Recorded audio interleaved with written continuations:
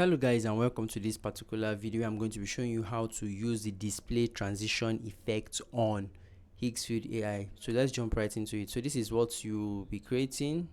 So we can see the cameraman comes in front of the subject and the main camera zooms into what the cameraman is actually capturing.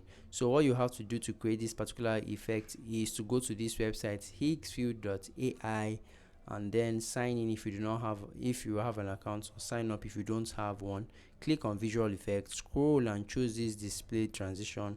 You'll be brought to a page like this where you can actually see the video examples of the effects, and then click on generate to make your own, and then you can upload your photo by clicking on the start frame area here. The next step is for you to actually describe what you want to see in the prompt section. Once you've described it, you can now choose the model.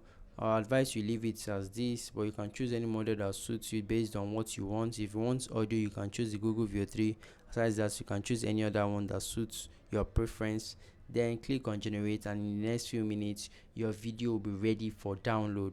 You can do that by clicking on this arrow facing down here, and your video will be downloaded to your system.